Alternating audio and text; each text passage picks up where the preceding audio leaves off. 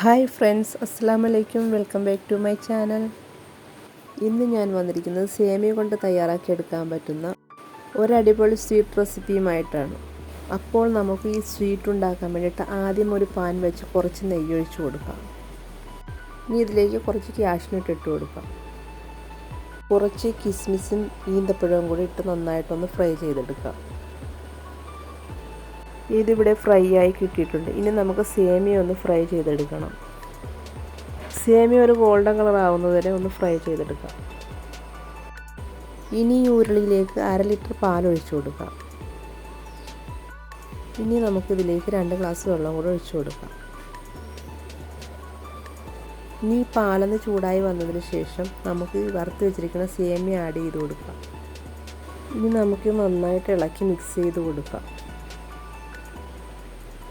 ഈ സേമിയ ഒന്ന് ഈ പാലിൽ കിടന്ന് നന്നായിട്ടൊന്ന് കുക്കാവണം. ഇതിപ്പോൾ ഇവിടെ നന്നായിട്ട് തിളച്ച് വന്നിട്ടുണ്ട്. ഇനി ഇതിലേക്ക് നേരത്തെ ഫ്രൈ ചെയ്ത് വെച്ചിരിക്കുന്ന കാഷ്നട്ടും കിസ്മിസും ഈന്തപ്പഴവും ഇട്ട് കൊടുക്കാം. ഇനി മധുരത്തിന് ആവശ്യമായിട്ടുള്ള പഞ്ചസാര ഇട്ട് കൊടുക്കാം. ഇനി 1/4 ടീസ്പൂൺ ഏലക്കാപ്പൊടിയും കൂടി ചേർത്ത് കൊടുക്കാം. ഞാൻ ഇതിലേക്ക് സ്വല്പം മഞ്ഞൾപ്പൊടിയും കൂടെ ചേർത്തിട്ടുണ്ട്. ഫുഡ് കളർ ഉണ്ടെങ്കിൽ അത് ചേർത്ത് കൊടുക്കാം. അപ്പോൾ കാണാനും നല്ലൊരു ഭംഗിയുണ്ടാവും. ഇപ്പോൾ ഇതിലെ പാലൊക്കെ വറ്റി സേമിയ നന്നായിട്ട് വെന്ത് കിട്ടിയിട്ടുണ്ട്. ഇനി നമുക്ക് ഫ്ലെയിം ഓഫ് ചെയ്യാം. ഇനി ഇതൊന്ന് സെറ്റാവാനായിട്ട് നെയ്യ് തടവിയ പാത്രത്തിലേക്ക് ഇതിട്ട് കൊടുക്കാം. വളരെ പെട്ടെന്ന് തന്നെ തയ്യാറാക്കി എടുക്കാൻ പറ്റുന്ന സ്വീറ്റ് റെസിപ്പിയാണ്. എല്ലാവരും ഒന്ന് ട്രൈ ചെയ്ത് നോക്കണേ. ഇനി തണുത്തതിന് ശേഷം നമുക്ക് ഡിമോൾഡ് ചെയ്തെടുക്കാം.